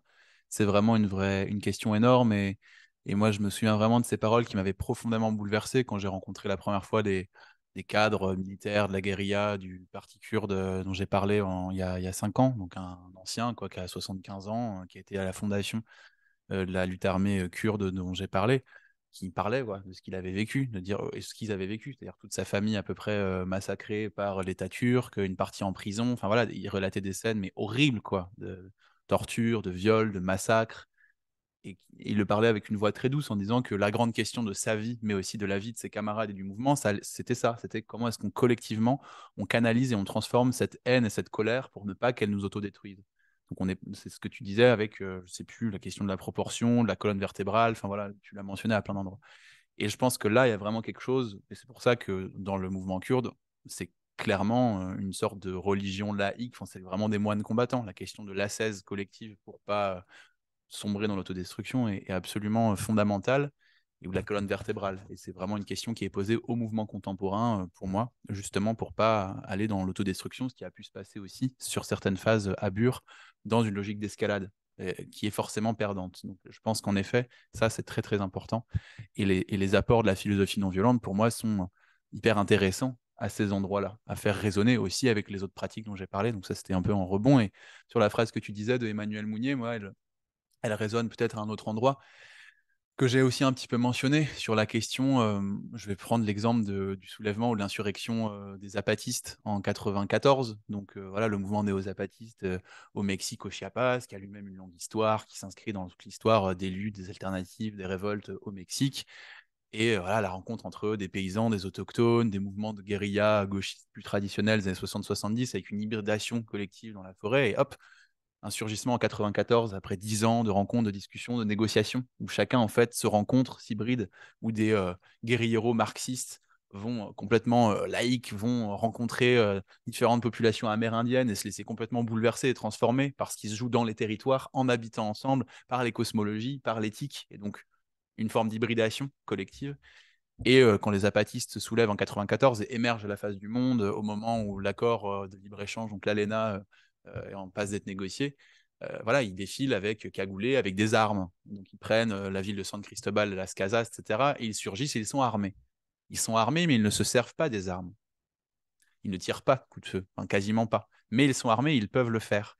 Et donc c'est vraiment cette question du rapport de force. C'est pas tellement la question de il faut tirer ou utiliser les armes. Non, c'est la question de l'autodéfense, de dire c'est une possibilité. Et à partir de là, on va peut-être pouvoir négocier et se parler.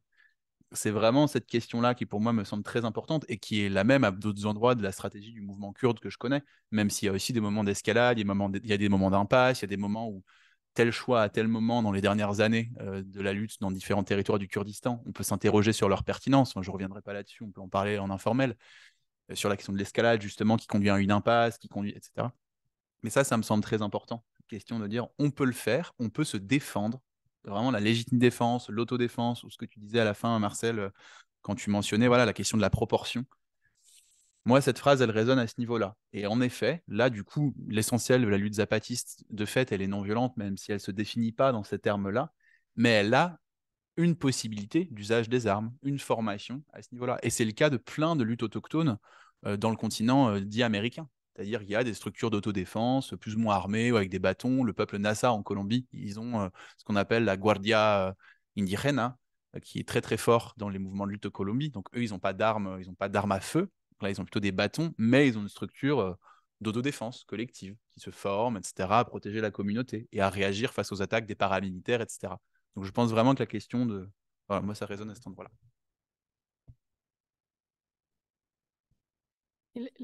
Une des questions aussi qui vient, mais peut-être qu'on n'aura pas le temps de l'aborder très précisément, parce qu'on va aussi vous donner la parole. C'est justement, enfin, si on, en fait, on est obligé quand même de cultiver cette colère commune, parce que parfois l'alternative à la lutte, l'alternative par exemple à la lutte non violente, c'est pas forcément la lutte violente, mais en fait la passivité. Donc il y a quand même quelque chose à peut-être à cultiver collectivement et en même temps justement mettre des garde-fous pour qu'elle elle consume pas. Je sais pas si là il y a des techniques qu'on peut citer. Justement, si dans les combattants kurdes, il y a un peu des sagesses de, par exemple, les personnes qui sont sur le front, en fait, on fait tourner ou il y a des, des mandats. Enfin, je sais pas s'il y a des techniques un peu plus précises de sagesse. Sur la lutte armée kurde, je ne peux pas répondre précisément parce qu'il y a à la fois, enfin, je sais pas comment, il y a plusieurs expériences aussi de la violence, mais non, il y a aussi, c'est l'autre facette de la médaille. Il y a aussi, comme dans beaucoup de mouvements de lutte armée au Proche, au Moyen-Orient, un culte des martyrs et donc une martyrologie. Et donc en fait, il y a aussi cette idée que les personnes qui s'engagent dans la lutte armée vont pas faire de vieux os. Elles se dédient corps et âme à ça et elles savent qu'elles vont probablement mourir jeunes. Et du coup, il y a aussi tout ce qu'on peut imaginer de ce que ça peut créer, le fait de faire enfin, voilà, un culte des martyrs en termes de voilà, ce que ça peut produire comme rapport à la vie. Donc ça, c'est l'autre facette. Je m'abstiendrai de prononcer un jugement, d'une part parce que je ne connais pas de manière assez approfondie, mais que je ne vis pas ce que ces personnes vivent. Donc non, il n'y a pas vraiment à ma connaissance de rotation, de choses comme ça. C'est plutôt l'inverse. C'est qu'en fait, il y a quand c'était les moments des attaques au Rojava, à Kobané, avec la lutte contre Daesh, des personnes qui sont dans la lutte armée spécifiquement, il y avait des révoltes presque au niveau des maquis pour des gens qui voulaient absolument aller se battre, avec le commandant qui disait non, vous n'irez pas. Et certains, parce que vous n'êtes pas assez prêts, pas assez entraînés, que tout le monde ne peut pas y aller, et des gens qui se révoltaient parce qu'ils ne supportaient pas l'idée de ne pas pouvoir aller aider leurs sœurs et leurs frères se battre. Donc on est quand même plutôt là-dessus. Et il y a une prise en charge très limitée, donc ça c'est aussi une des nuances à apporter, c'est-à-dire que la question des syndromes post-traumatiques, de la santé, de la souffrance psychique des personnes qui combattent ou qui subissent la violence reste un tabou. Donc ça, il faut aussi le reconnaître, et là encore, pas de jugement. C'est-à-dire qu'en fait, il y a un peu ce truc de, tu peux pas à la fois être dans une lutte armée avec un truc de dire la vie, c'est le combat pour la liberté, et en même temps reconnaître publiquement que énormément de gens sont des traumatisés de guerre, il y a beaucoup de blessés et de mutilés, donc il y a des structures de prise en charge, mais disons que c'est pas ça qu'on voit en premier, il faut un peu creuser et gratter. Donc moi, je voudrais pas idéaliser du tout l'ascèse de l'engagement armé. C'est un choix de vie. J'ai rencontré des personnes qui m'ont fait bouleverser aux larmes en voyant ce qu'elle dégageait, la colonne vertébrale spirituelle, la tendresse que les personnes pouvaient avoir entre elles, etc. Mais j'ai aussi vu des combattants et combattantes clairement traumatisés de guerre, avec le regard complètement vide, avec des mouvements, voilà. Ça existe aussi, c'est juste que c'est pas visible. Donc oui, il y a des pratiques, il en existe, mais voilà, il n'y a pas d'idéal du tout dans tout ça pour moi. Enfin, faut pas l'idéaliser. Bah, du coup, on va vous proposer à vous de pouvoir poser des questions à Pierre Bonneau et Marcel Raymond. Je ne sais pas s'il y a un micro qui tourne.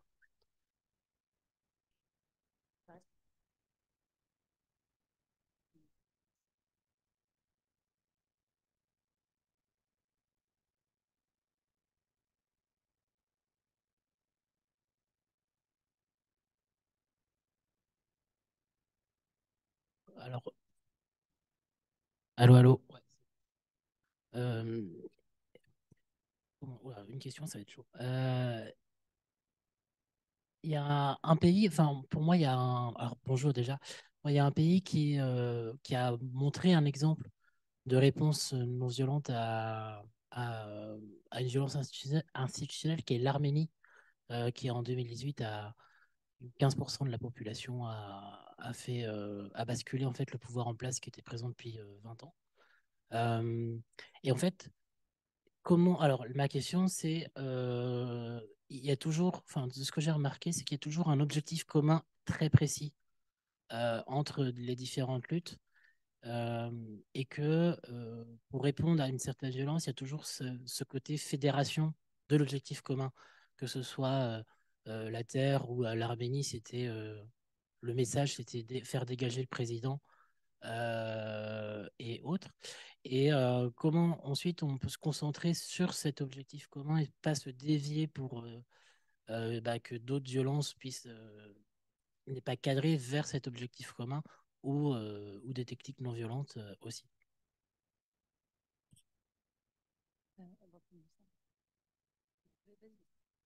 Euh, Bonjour, vous avez dit que vous aviez tous les deux d'une certaine façon, enfin pas d'une certaine façon, mais vous avez parlé de posture d'humilité dans des moments où vous fréquentez, vous vivez, vous sentez, voilà, avec la violence, ça passe par quoi chez vous?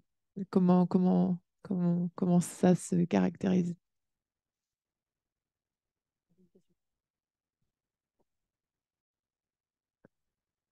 Oui, j'ai deux questions. Marcel est passé rapidement sur la question des témoins. Bon, hier, sur le harcèlement scolaire, on était dit, si on n'est pas dans les 10% de harcelés, on est dans les harceleurs ou les complices ou les témoins passifs. Bon. Et puis, qu'est-ce que ça peut on est en démocratie quand même, qu'est-ce que ça peut renvoyer du côté de la presse, du côté de donner à voir les raisons et les négociations et les arbitrages rendus en faveur d'un usage éventuellement parcimonieux de la violence. Bon, il y a une question là-dessus.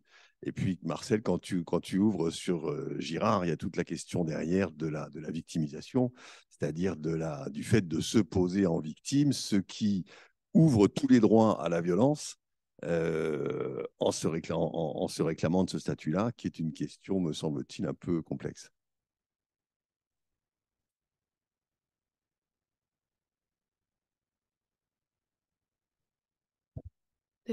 Merci pour ces questions. Peut-être que sur la première, qui citait l'Arménie en exemple, mais qui plus largement posait la question de comment fédérer, si je comprends bien, comment fédérer une lutte, comment la garder ensemble, même peut-être une fois l'objectif atteint, mais aussi de concentrer un peu ses efforts aussi pendant la lutte. Peut-être que là-dessus, Pierre, tu veux répondre? Oh, je peux réagir en disant ce que ça m'évoque, en lien avec mes propres liens dans les dernières années avec différents militants dans différents pays où il y a beaucoup de révoltes similaires.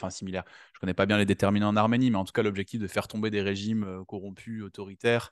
Voilà, ce cri-là parcourt le monde depuis des décennies. Ya basta, le peuple veut la chute du régime, c'était le slogan des révoltes arabes et ça l'est toujours. Et donc, moi, ça me fait écho, en tout cas, la question que tu poses sur ce qui se joue encore aujourd'hui, par exemple, avec le Hirak en Algérie ou avec ce qui se joue toujours au Soudan depuis des années face à la dictature, la junte militaire en place, avec des négociations à un moment avec le pouvoir. Enfin, voilà, un cycle dialectique entre des moments d'insurrection, de négociations avec certaines franges du mouvement et les militaires, un départ des militaires au Soudan, puis les militaires essaient de reprendre la main et donc le mouvement reprend. Enfin, voilà. L'objectif commun de la chute du régime, ça reste quand même dans énormément de révoltes populaires, voilà, ce qui en effet permet la fédération. Et ça, moi, j'ai l'impression depuis 10 ans, depuis le cycle ouvert par les révoltes arabes dans le monde arabe, mais qui aussi les mouvements d'occupation, les Okupa, etc., qu'il y a quand même une attention à ça, quoi, à cet objectif, à cet élément fédérateur. C'était quand même aussi le cas d'une certaine manière à un autre endroit avec les Gilets jaunes, avec cette idée d'unité dans la diversité. Alors après, il y a les Gilets jaunes, c'est encore autre chose. Mais en tout cas, l'objectif commun de faire tomber le régime, c'est vraiment un ciment dans beaucoup de luttes. Et avec, Je prendrais juste l'exemple de dire, je vous ai parlé rapidement de la Syrie, on pourrait en parler très longuement, de ce qui se joue en Syrie, de comment c'est un laboratoire, de ce qui se joue mondialement à plein d'endroits, qu'on ne peut pas comprendre ce qui se passe en Ukraine si on ne comprend pas ce qui se passe en Syrie, et à quel point c'est catastrophique pour le mouvement d'émancipation mondiale ce qui s'est passé, mais c'est un autre sujet.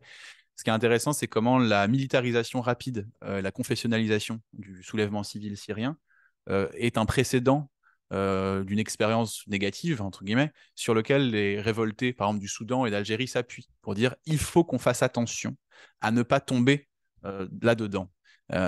Ils vont essayer de nous diviser, ils vont essayer de, de faire en sorte qu'on se militarise, ils vont essayer de confessionnaliser pour diviser. Non, non, il faut qu'on reste unis et il faut qu'on... Voilà. Et ça, c'est quelque chose de très fort, enfin, c'est assez fort dans l'expérience soudanaise notamment, de ce que je comprends aussi en Algérie avec le Hirak, qui du coup a gardé une dynamique plutôt pacifiste, avec des manifestations de masse qui reviennent. Ça ne veut pas du tout dire qu'ils ont gagné. Ça veut juste dire qu'il y a vraiment une attention voilà, autour de ce truc-là pour maintenir l'objectif commun. Et au Soudan, c'est très intéressant. Enfin, je vous invite à vraiment regarder l'exemple soudanais de ce qui joue depuis des années, de comment on arrive à maintenir un mouvement, de ne pas se faire broyer par la violence, mais de ne pas non plus s'y consumer dans la violence réactive, avec des structures de quartier, avec enfin, voilà, toute cette logique de diversité des pratiques dont j'ai parlé. Mais en tout cas, la question que tu poses, elle est cruciale, avec toujours cet objectif-là qui reste de faire tomber le régime. Et en fait, ça prend des années, des décennies, et c'est hyper compliqué. Sur la seconde question de la posture d'humilité, vous avez peut-être des regards assez complémentaires ou en tout cas différents. Peut-être que je vous propose de réagir tous les deux.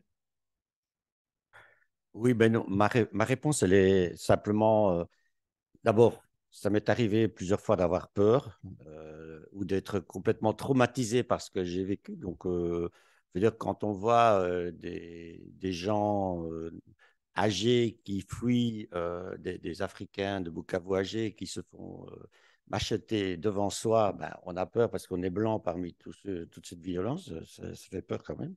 Ou simplement quand on a quelqu'un qui est en train de se demander si elle va aller se plaindre au tribunal contre un abus ou un harcèlement et de devoir lui dire, bah, écoute, moi je pense que ça va te détruire parce que tu as peut-être quelqu'un trop fort pour toi, mais c'est en toute humilité. Je dis ça parce qu'en fait, peut-être que ça ne va pas répondre à sa colère ou à sa volonté. Donc, très souvent, quand on me pose une question, quand moi je dois prendre une plainte, je suis assez, voilà, à la fois traumatisé, mais aussi très, très, en disant, voilà, je te dis ce que moi je pense, mais c'est purement apprendre à. C'est pas pour ça que c'est parole de. C'est pas parole du pape, disons, ou d'évangile. Euh, je vous laisse aussi, avant de passer la parole sur la victimisation, je ne pense pas que c'est ce que René Girard dit, mais par contre, et donc là, par contre, je suis très, très proche de plusieurs personnes dont la difficulté, c'est de ne pas se victimiser. Et donc, moi, je connais quelqu'un qui me dit, mais écoute, Marcel, moi, si je veux rentrer en contact avec des gens, je dois me plaindre.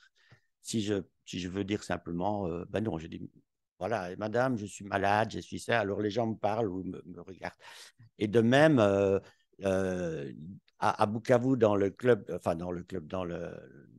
groupe de parole des réfugiés victimes de violences sexuelles, la responsable disait, attention, vous avez été victime de... C'est avec le docteur Mukwege et tout ça. Dit, ce n'est pas la fin du monde. Si vous restez victime, vous allez... oui, mais il y en a certains qui n'en sortent pas, hein, donc je ne jette pas de nouveau, voilà, c'est l'humilité. Je ne jette jamais la pierre parce que je ne sais pas ce que je ferais si j'étais victime, peut-être pas. Voilà, voilà. Ouais, bah, c'est la posture d'humilité. Je pense un peu à des endroits similaires à Marcel. Enfin, moi, j'ai une trentaine d'années, donc j'ai pas non plus, voilà, j'ai une expérience qui est ce qu'elle est, mais le fait d'avoir vécu la violence, de l'avoir subi, la violence répressive, d'avoir, voilà, je sais pas, vécu ou d'avoir eu des amis qui la subissent, d'avoir eu des gens qui se suicident dans des contextes de lutte, pas forcément des amis proches, mais en effet, ce que tu pouvais décrire, d'avoir été exposé à ces expériences-là, d'avoir des amis ou des proches qui ont été mutilés par la police, d'avoir moi-même fait l'expérience d'une surveillance massive, de l'intrusion dans mon quotidien, d'avoir des amis en prison pendant 1 an, 2 ans, 3 ans, et d'avoir ma vie, en fait, que j'avais à Bure relativement disloquée par l'effet d'une répression d'État très forte, vraiment bouleversée et cassée. Le fait de vivre cette souffrance-là, je pense, élargit du coup le cœur.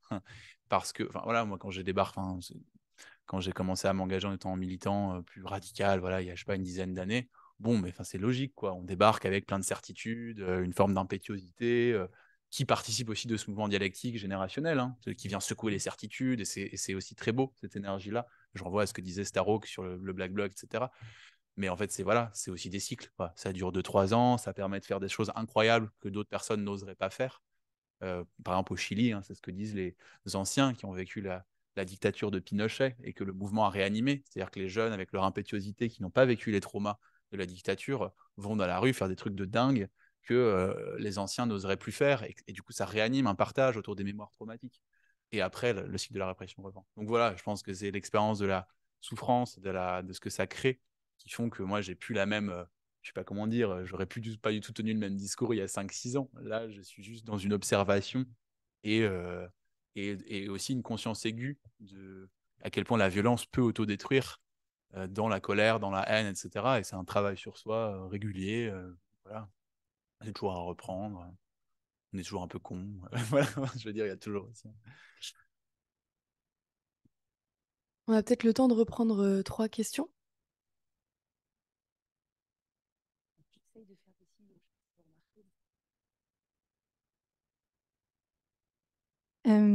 Ma question, elle était plutôt pour Pierre. C'est sur la question des occupations de territoire. La semaine dernière, avec des amis, on parcourait la carte des luttes locales du Média Reporter. J'invite tout le monde à aller regarder d'ailleurs, c'est très intéressant. Et on se posait la question que tu abordais un peu au début de ta prise de parole de ces militants dont c'est le mode de militantisme justement que d'aller s'installer sur ces espaces, occuper ces espaces. Et à quel moment est-ce que potentiellement il y a un déséquilibre qui se crée entre les primo-concernés, qui sont les habitants d'un territoire, qui défendent ça par rapport à leur mode de vie parce qu'ils seront les premiers à être impactés par des projets qui vont se construire là-dessus, et les personnes qui vont aller de territoire en territoire pour donc être des alliés et extrêmement structurants pour le combat et hyper important. Mais donc, quel équilibre on fait entre ces deux types de populations et comment est-ce qu'elles collaborent et comment est-ce qu'on n'ajoute pas une violence supplémentaire en enlevant aux gens les luttes qu'ils ont démarrées?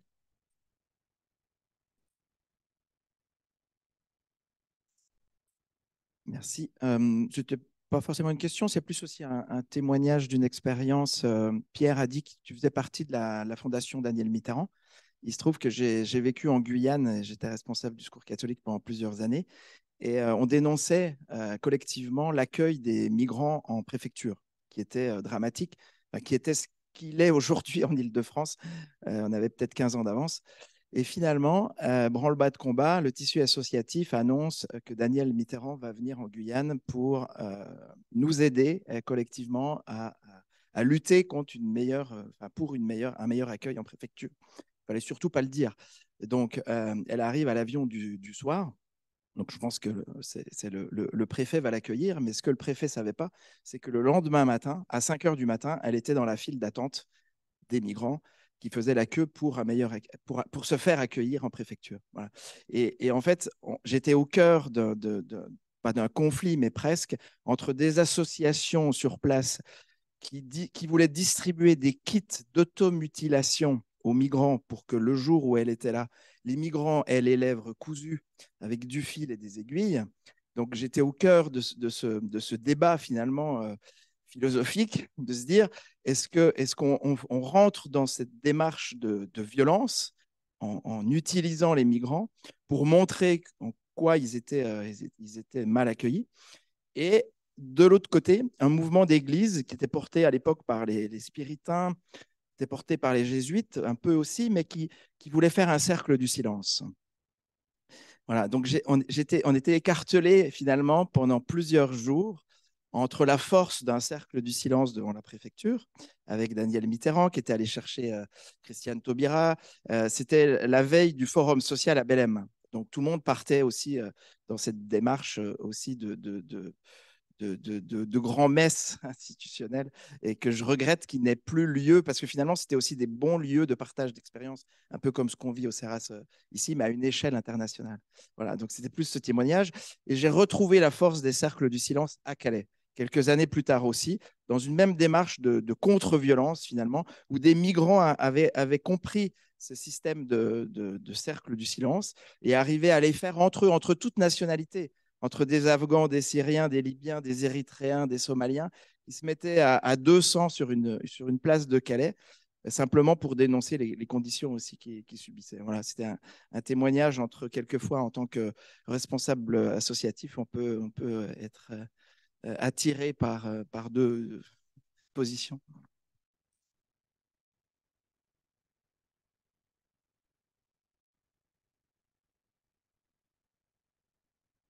Bonjour. J'ai une question peut-être plutôt pour Pierre. En fait, ce que tu évoques des luttes locales me fait penser que les luttes locales sont peut-être, et les luttes de manière générale, mais des luttes d'imaginaire de vie, de vie désirable. Et du coup, je me demande en fait comment, dans ces questions en fait d'alliance, de manière de lutter, comment cette question vient en fait, quelle manière de faire advenir ces imaginaires est légitime entre guillemets. Voilà, est-ce que en dehors des questions, on va dire, d'efficacité ou d'éthique, de morale, peu de légitimité, de faire advenir ces imaginaires d'une manière ou d'une autre. Voilà. Merci. Chaque fois, je lui coupe la parole. Gentil. Merci beaucoup pour les interventions.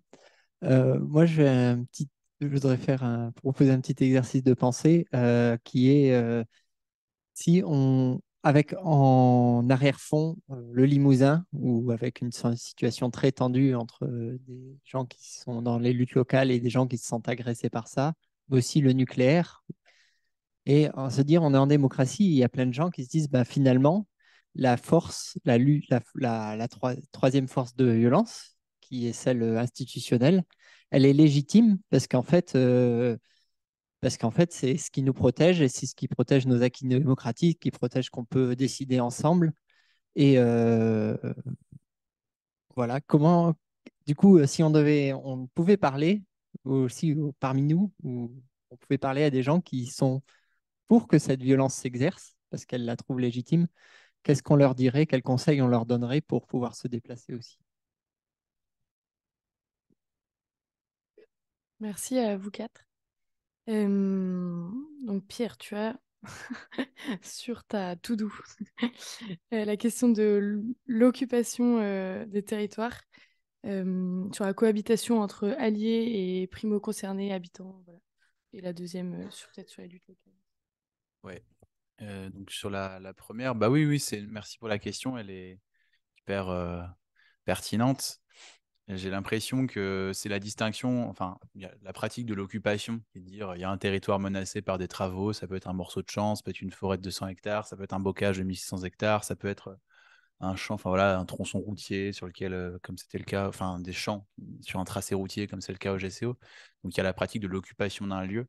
Ça, c'est une chose. Là, on peut le faire de plein de manières. On peut occuper un lieu en restant hors sol. C'est-à-dire qu'on peut débarquer en disant, voilà, je bouge d'endroit en endroit, et puis moi, je viens juste voilà, ajouter une forme de force de frappe, mais je ne m'acculture pas à ce qui peut se jouer dans le territoire, à la culture qui existe, etc. etc.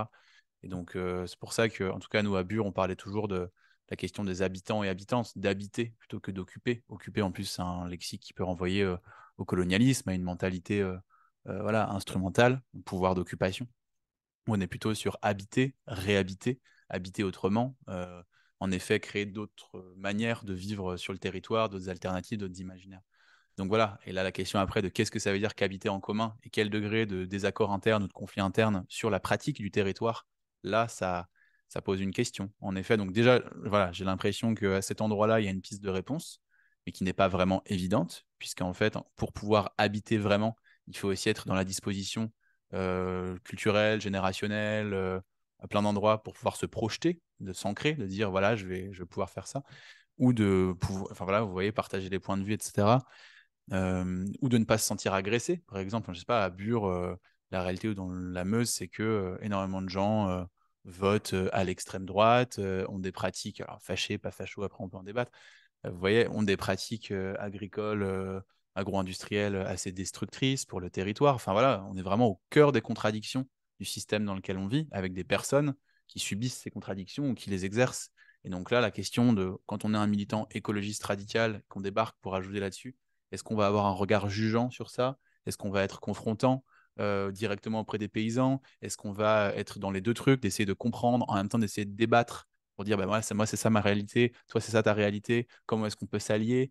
Vous voyez, c'est un peu ce truc de qu'est-ce qu'on crée comme type de relation. Je pense que la question du coup du soin des relations, et ça peut aussi passer par des désaccords, mais depuis un peu un truc de soin.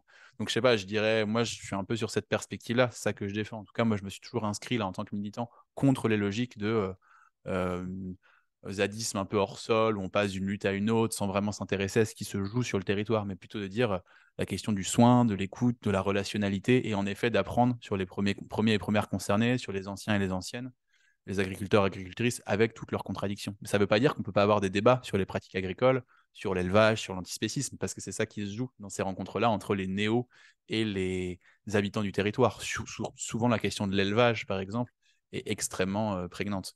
Mais voilà, moi, ce serait ça mes pistes de réponse à cet endroit-là, et ça résonne avec ta deuxième question. En fait, c'est plus depuis le même endroit. Je pense qu'en fait, il y a la question des imaginaires, mais aussi il y a la question des pratiques, tout simplement. Dans certains territoires, c'est voilà, je sais pas, par exemple, je peux prendre l'exemple à Bure. Moi, maintenant, j'en suis donc parti à 3 ans. J'y retourne souvent, mais j'en suis aussi parti donc avec la répression, parce que c'est un truc de fuite, d'exil, de là, je peux plus, je dois me protéger, je dois me reconstruire.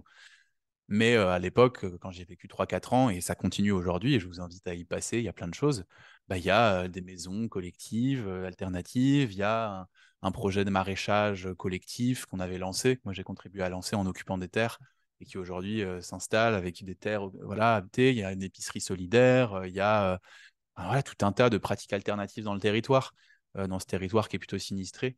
Donc, il y a des imaginaires, mais il y a surtout des pratiques qui se mettent en jeu. Et quand des personnes qui viennent s'installer sans être du territoire commencent à s'impliquer là-dedans, ou participent au tissu associatif existant, aux associations de théâtre, aux associations culturelles, aux associations de soutien aux exilés, ben voilà, vivent dans le territoire, en fait, ça, du coup, ce dont on parle avant, de liens, de soins, de relations, ben en fait, voilà, on cohabite.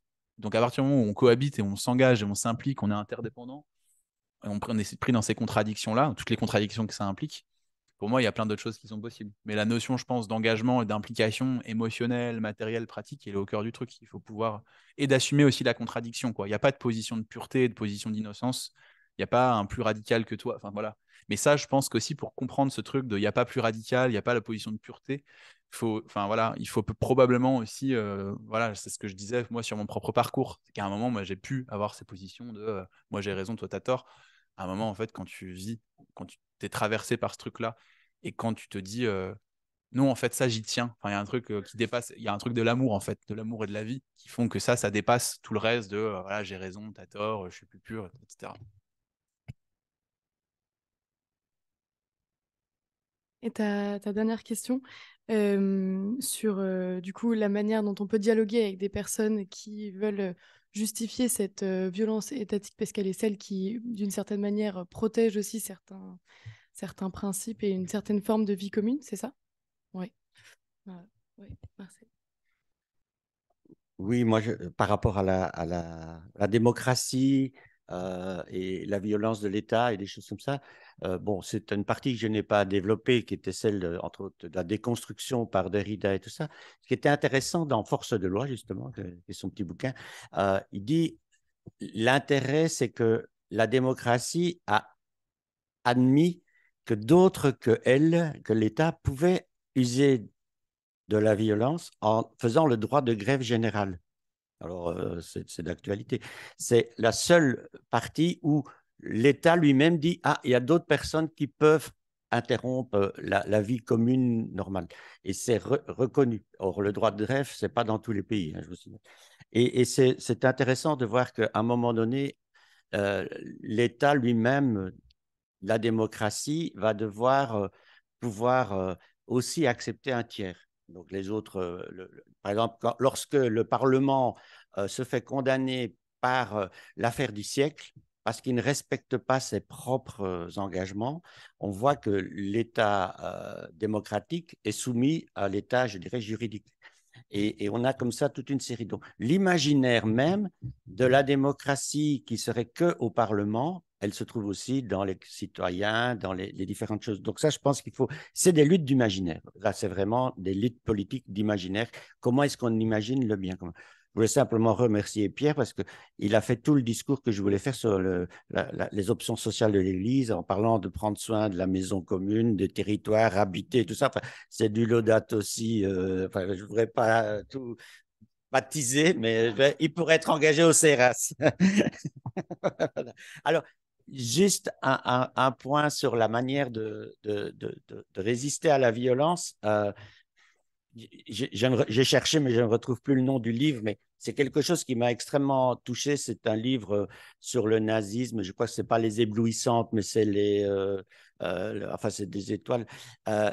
C'est l'histoire du nazisme qui devient de plus en plus purement mécanique. Ça devient, il faut rendre compte du nombre de juifs tués, il faut rendre compte. Ça devient administratif et ça devient de la comptabilité pure, simplement. Et on a ça dans le problème administratif des réfugiés et tout ça. Et moi-même, je l'ai vécu, j'ai été pris en otage par le Hezbollah iranien. À un moment donné, je discutais avec mon preneur d'otages. Je me demandais combien coûtait une femme en Europe. Enfin, voilà. Et disait, si je te tue, c'est absolument pas parce que je ne t'aime pas. Hein. C'est simplement, voilà, c'est parce que, bon, heureusement, le soir, il y a eu un message, on ne prend pas en otage des Européens aujourd'hui, donc ça va. Donc mais c'est pour dire que j'étais humble. Hein, mais il y a une sorte, c'est Alain Soupio qui dit, à un moment donné, le mal devient purement comptable. Et donc, la colère, elle ne suffit plus par rapport à l'interpersonnel. Il faut décomptabiliser les choses. C'est un système comptable. Et donc, quand on touche à la propriété privée ou aux finances ou des choses comme ça, on se rend compte que tout d'un coup, on trouve beaucoup d'argent, tout d'un coup, on n'en trouve plus, tout ça. Il y a des systèmes comptables, disons. Moi, je voulais juste finir sur le truc de démocratie institutionnelle pour rebondir sur ce que disait Marcel aussi. Moi, j'ai la charge de la Fondation Daniel Mitterrand d'un programme alternatif démocratique et commun qui s'est créé spécifiquement. La Fondation n'avait jamais travaillé directement dessus en tant que telle. Et le fondement de ce programme, c'est en effet de se dire que ce qu'on appelle démocratie, ça ne correspond, ce n'est pas la nature d'un régime, c'est pas la forme qu'il prend, la démocratie parlementaire, etc., etc. C'est à la fois un idéal et un horizon, mais c'est aussi la question de la pratique du contre-pouvoir des citoyens à la base. Et c'est là-dessus que ça vide. Donc ça, c'est une bataille d'imaginaire, mais après aussi pour répondre à ta question, mais c'est juste de dire, est-ce que les promesses tenues en démocratie, les promesses de campagne ou même les votes de certains référendums se traduisent en actes? On ne peut pas comprendre ce qui s'est passé avec les Gilets jaunes et la désaffection croissante depuis 15-20 ans, particulièrement sur le système représentatif français, si on ne revient pas à ce qui s'est par exemple joué sur le référendum à la Constitution européenne. Je veux dire, ce qui s'est passé en 2005, la séquence 2005 jusqu'au traité de Lisbonne, avec des référendums, un débat social énorme. Moi, je sais pas, j'étais tout jeune, mais en fait, la mise en branle de la société, et à la fin, on s'assoit dessus. Ou ce qui s'est joué avec l'expérience de Syriza en Grèce, et voilà, le retournement par la Troïka et le ministre des Finances allemand qui a dit une phrase, Schäuble, genre, alors j'ai plus la phrase exacte, mais c'est genre, on ne peut pas laisser le résultat des élections décider de tout. Voilà. Je veux dire, voilà, on a un système de démocratie représentative, électorale et parlementaire qui ne fonctionne, qui dysfonctionne à énormément d'endroits. Voilà, donc c'est après on peut faire une liste de toutes les promesses de campagne, etc., à quel point elles sont réalisées. Donc moi, en tout cas, quand j'ai des personnes qui m'opposent ça, je réponds plutôt sur cet angle-là, dire mais en fait, si la démocratie représentative parlementaire fonctionnait, en fait, super, cool. Le problème, c'est que c'est pas le cas. Voilà. Ce serait bien de ne pas avoir à faire tout ça, qu'il n'y ait pas de système capitaliste, raciste, etc. Vous voyez. Merci beaucoup. Il faut qu'on clôture pour être à l'heure au déjeuner.